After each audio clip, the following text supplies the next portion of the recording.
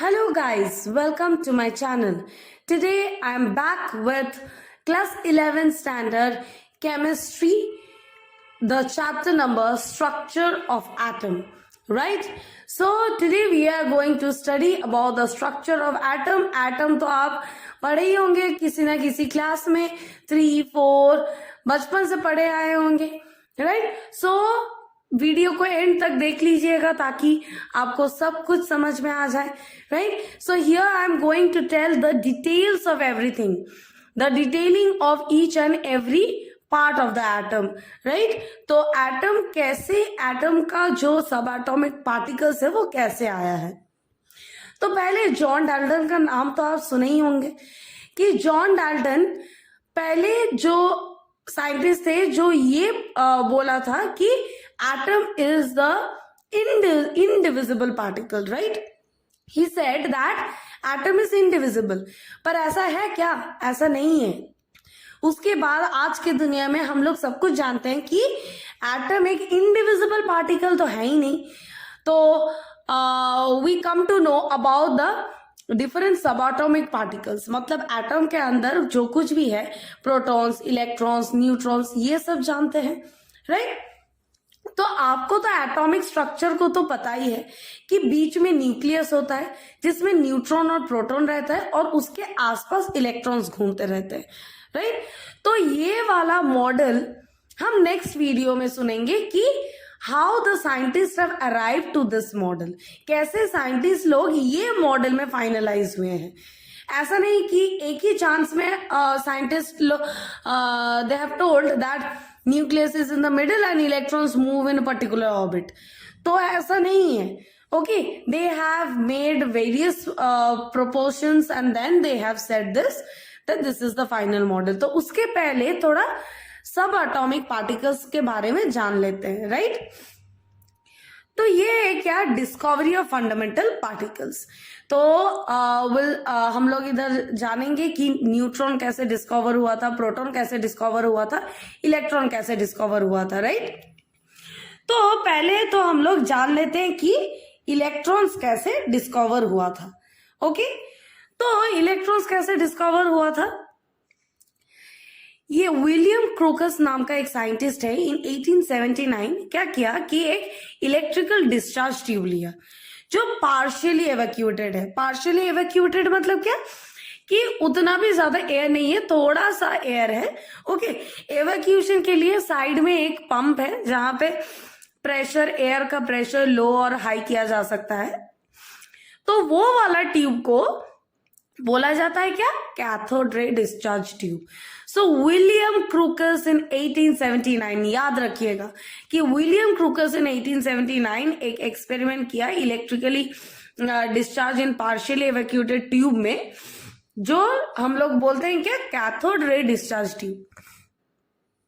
तो ये discharge tube बना किससे है, ग्लास से बना है, consisting of 2 thin pieces of metals.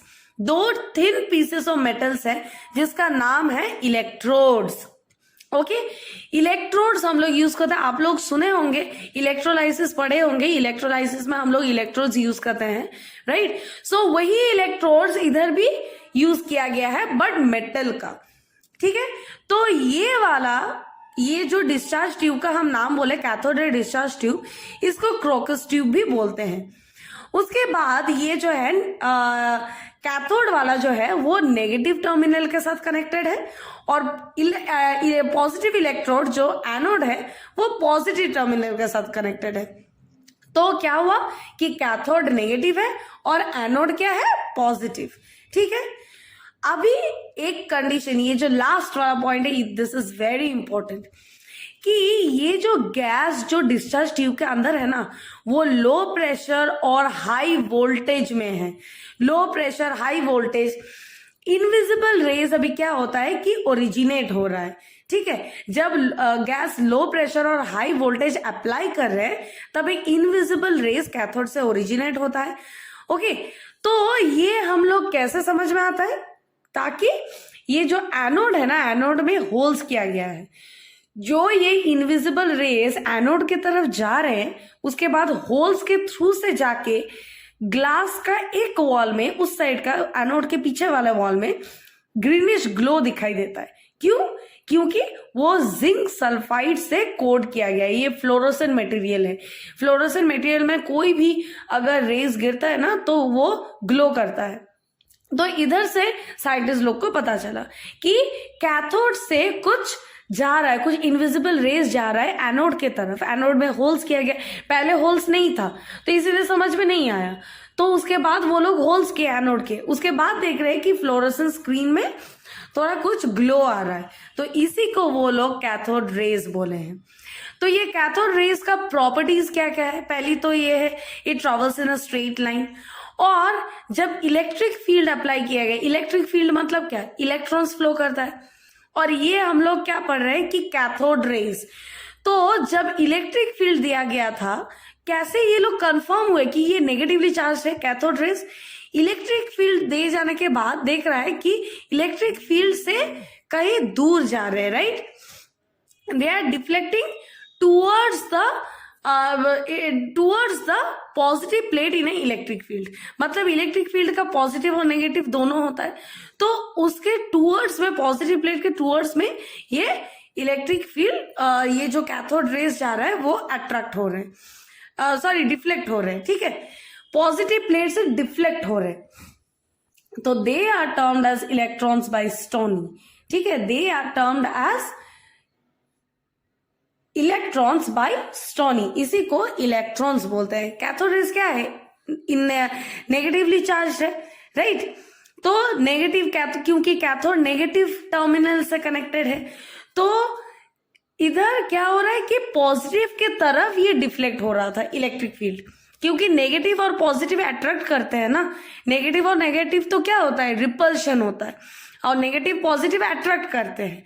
इसीलिए क्या हो रहा है कि जब कैथोड रेज ट्रेवल हो रहा था, इलेक्ट्रिक फील्ड अप्लाई किया गया था, तब देखा गया था कि वो कैथोड रेज इलेक्ट्रिक फील्ड के पॉजिटिव प्लेट से आ रहा था, ठीक है? पॉजिटिव प्लेट के तरफ आ रहा था। तो they are named as electrons by Stoney. तो इसका दूसरा प्रॉपर्टी है क्या? ये काइनेटिक एनर्जी पोजेस करता है। काइनेटिक एनर्जी मतलब क्या? कि इसका तो बहुत हाई एनर्जेटिक वाला है, okay? And it ionize gases through which they travel. मतलब क्या होता है कि जिससे ये, जिस गैस से ये ट्रेवल करता है उसको आयनाइज करते रहते हैं, ठीक है? They produce X rays when strike a metallic target. Metallic target को जब भी स्ट्राइक करता है तो एक्स रे प्रोड्यूस होता है। एक्स रे तो आपको पता ही होगा। और ये जो कैथोड रेज है ये इलेक्ट्रोड के मटेरियल के ऊपर डिपेंड नहीं करता है, and nature of the gas present in the tube उसके ऊपर भी डिपेंड नहीं करता है। तो ये याद रखिएगा कि कैथोड रेज जो है वो इलेक्ट्रोड्स के मटेरियल के ऊपर डिपेंड नहीं करता और गैस का नेचर के ऊपर डिपेंड नहीं करता है। तो उसके बाद चले जाते हैं charge to mass ratio of electrons. Charge to mass ratio क्या चीज है कि इन 1897 जे थॉमसन ने measured E by M ratio by using cathode ray discharge tube, right? So इधर हम लोग क्या चार्ज टू मास रेशियो पढ़ रहे हैं।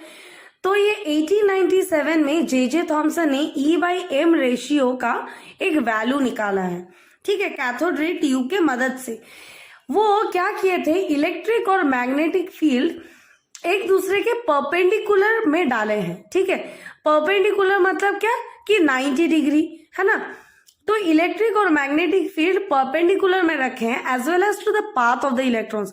इलेक्ट्रॉन्स के पाथ में भी परपेंडिकुलर करके रखे हैं, ठीक है?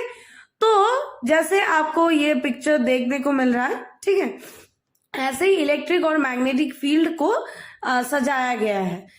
Now the extent of deviation मतलब इलेक्ट्रॉन्स जिस जिस जगह पे डेविएट हो रहा है, मतलब अपने जगह से स्ट्रेट वाला लाइन से दूसरे जगह पे स्ट्राइक कर रहा है, वो ये जो इलेक्ट्रिक फील्ड और मैग्नेटिक फील्ड के वजह से वो किस चीज के बारे में डिपेंडेंट है? Charge on the electron, electron के चार्ज के ऊपर, मास ऑफ द पार्टिकल्स, पार्टिकल्स के मास के ऊपर, और स्ट्रेंथ ऑफ इलेक्ट्रिक और मैग्नेटिक फील्ड। तो आप डायग्राम में देखिएगा कि ए बी सी अलग अलग जगह पे ये इलेक्ट्रॉन्स डिफ्लेक्ट हुआ है, ये इलेक्ट्रिक और मैग्नेटिक फील्ड के कारण से, ठीक है? तो क्या हो रहा है कि ये जो डिफ्लेक्शन है ये किसके ऊपर डिपेंडेंट है? इलेक्ट्रॉन के चार्ज के ऊपर, पार्टिकल्स के मास के ऊपर, और कितना इलेक्ट्रिक और मैग्नेटिक फील्ड का स्ट्रेंथ है उसके ऊपर। तो जब सिर्फ इलेक्ट्रिक फील्ड अप्लाई किया गया है तो इलेक्ट्रॉन्स क्या होंगे? पॉजिटिव के तरफ, मतलब ए के तरफ डिफ्लेक्ट होंगे, राइट? तो देखिए इलेक्ट्रिक फील्ड क्या, in the presence of the electric field electrons are deflecting towards point A के तरफ डिफ्लेक्ट हुआ है। पर जब मैग्नेटिक फील्ड दिया जाता है तब इलेक्ट्रॉन्स क्या, सी के तरफ डिफ्लेक्ट हो रहा है, राइट? सी के तरफ डिफ्लेक्ट हो रहा है। तो ये by balancing the strength of electric और मैग्नेटिक फील्ड, अभी इलेक्ट्रिक और मैग्नेटिक फील्ड दोनों अप्लाई करने के बाद क्या दिखाई दे रहा है कि इलेक्ट्रॉन्स बी पे स्ट्राइक कर रहा है। मतलब जैसे बिना इलेक्ट्रिक और मैग्नेटिक फील्ड के बिना वो वहीं पे स्ट्राइक कर रहा था ना, स्ट्रेट लाइन पे जा रहा था। हम आपको बोले हैं कि प्रॉपर्टीज में कि ये जो कैथोड रेज है, एनोड रेज है, ये सब स्ट्रेट लाइन में ट्रेवल करता है। तो ये इलेक्ट्रिक फील्ड के वजह से ये ए की तरफ स्ट्राइक किया, मैग्नेटिक फील्ड सिर्फ मैग्नेटिक फील्ड के वजह से सी की तरफ स्ट्राइक किया। पर दोनों अगर बराबर का स्ट्रेंथ रखा गया है इलेक्ट्रिक और मैग्नेटिक फील्ड तो वो स्ट्रेट लाइन में जा रहा है। मतलब क्या कि जब इलेक्ट्रिक फील्ड और मैग्नेटिक फील्ड नहीं था तब भी वो स्ट्रेट लाइन में ट्रेवल कर रहा था, है कि नहीं? So this is what the deflection, extent of deflection of electrons. फिर हम लोग चले जाते हैं कि चार्ज ऑन द इलेक्ट्रॉन पे। तो चार्ज ऑन द इलेक्ट्रॉन में क्या हो रहा है कि आर के मिलिकन नाम का एक साइंटिस्ट एक एक्सपेरिमेंट किया जिसका नाम है ऑयल ड्रॉप एक्सपेरिमेंट। तो ये क्या किया कि ऑयल का जो ड्रॉपलेट्स होता है ना वो मिस्ट फॉर्म में चेंज किया गया है एक मशीन के थ्रू से। तो ये वाला एक टाइनी होल से पास किया गया है एक इलेक्ट्रिकल कंडेंसर के अंदर। इलेक्ट्रिकल कंडेंसर के अंदर से एक होल किया गया था जिस होल से ये ऑयल ड्रॉपलेट्स जो मिस्ट बना के पास किया गया है। तो जब वो फॉल कर रहा था, वो जो ऑयल ड्रॉपलेट्स नीचे की तरफ फॉल कर रहा था, तब मिलिकन ये was able to measure the mass of the oil droplets. तब मिलिकन क्या किया कि वो जो फॉल के थ्रू से उसने मास of the oil droplets calculate किया, ठीक है? तो उसके बाद उसने क्या किया कि एक्सरे पास किया। अभी एक्सरे तो आपको अभी सुने हैं कि कैथोड रेज है, तो और कैथोड रेज का एक प्रॉपर्टी है क्या कि वो गैस को आयनाइज कर देता है, मतलब एक्साइटेड कर देता है। तो एक्सरे जब पास किया गया तो क्या हो रहा है कि ऑयल ड्रॉपलेट्स चार्ज एक्वायर कर लिया, ठीक है, क्योंकि वो आयनाइज कर दे रहे हैं, चार्ज पार्टिकल्स बना रहे हैं। तो एक्सरे की वजह से क्या हो रहा है कि ये जो ऑयल ड्रॉपलेट्स है वो चार्ज एक्वायर कर रहा है। तो इसी से मिल्कन ने ये कंक्लूड किया कि इलेक्ट्रिकल चार्ज का value Q is equal to NE। तो N एक इंटीग्रल वैल्यू है 1 2 3 4 और E है आपका इलेक्ट्रॉन्स। तो ऐसे करके उसने charge on the electron produce किया। तो क्या हुआ कि ये वाला एक्सपेरिमेंट थोड़ा फिर से सुन लेते हैं कि आर मिलिकन ने एक ऑयल ड्रॉप वाला एक्सपेरिमेंट किया जहां एक इलेक्ट्रिकल कंडेंसर के होल के थ्रू से ऑयल ड्रॉपलेट्स का मिस्ट पास कर दिया गया। तो जब वो फॉल कर रहा था मिलिकन ने ऑयल ड्रॉपलेट्स का मास कैलकुलेट किया था। तो मास कैलकुलेट करने के बाद उसने क्या किया कि एक्सरे पास किए ताकि वो जो ऑयल ड्रॉपलेट्स है वो चार्ज हो जाए। तो उसके बाद ही concluded a formula that Q is equal to NE, ठीक है? Charge is equal to N मतलब इंटीग्रल वैल्यू एंड E मतलब इलेक्ट्रॉन्स। फिर हम लोग चले जाते हैं क्या application of cathode ray tube. तो कहाँ कहाँ ये यूज होता है? ये तो पिक्चर ट्यूब और टेलीविजन में पहले जो इन ओल्डन डेज जो टेलीविजन यूज किया जाता था उसमें क्या होता था, फ्लोरोसेंट स्क्रीन होता था। तो जैसे इधर फ्लोरोसेंट स्क्रीन में जब कैथोड रे स्ट्राइक कर रहा था वो ग्लो कर रहा था, वैसे ही हम लोग का टेलीविजन में जो ओल्डन डेज में टेलीविजन मिलता था ब्लैक एंड व्हाइट वाला, वहां पे भी वही होता था। वो जो पिक्सल्स हम लोगों को मिल रहा होता ना, तो वो क्या होता है कि ये जो इलेक्ट्रॉन्स है वो जाके स्ट्राइक करता था फ्लोरोसेंट स्क्रीन में, जिसके वजह से हम लोग को ग्लो दिखाई देता था। और एक है फ्लोरोसेंट ट्यूब्स जहां पे गैस इनक्लोज्ड रहते हैं, तो वहां पे हम लोग ये कैथोड रे ट्यूब यूज करते हैं, right? Now we move on to the anode rays, discovery of protons. तो कैथोड तो हम लोग को पता चल गया कि कैसे करते हैं, कैथोड रे डिस्चार्ज ट्यूब से ही हम लोग किए हैं, ठीक है। तो उसके बाद हम लोग चले जाते हैं प्रोटॉन्स में। तो गोल्डस्टीन इन 1886 ये वाला जो एक्सपेरिमेंट है, तो परफोरेटेड कैथोड, उधर परफोरेटेड एनोड लिए थे, याद रखिएगा, उधर परफोरेटेड एनोड लिए थे, इधर परफोरेटेड कैथोड लेने। तो ये सेम डिस्चार्ज ट्यूब में वो एक्सपेरिमेंट किया कि वो देखा कि इलेक्ट्रिक डिस्चार्ज लो प्रेशर में जब अप्लाई हाई वोल्टेज दिया जा रहा है तो एक लुमिनस रेज एमिट हो रहा है एनोड के तरफ से, एनोड की तरफ से एक रेज एमिट हो रहा है, ठीक है। तो जब ये कैथोड के होल से पास हो रहा है तो सिमिलरली फ्लोरोसेंस स्क्रीन जो है ग्लास में, उसमें ग्लो दिखाई दे रहा है क्योंकि फ्लोरोसेंस स्क्रीन ZNA से कोट किया गया है, ठीक है। इसी रेस को हम लोग बोलते हैं कैनल रेस और ऑल्सो कॉल्ड एनोड रेस। तो इसको कैनल रेस भी बोलते हैं और एनोड रेस भी बोलते हैं, और इसको पॉजिटिव चार्ज बोला जाता है, राइट।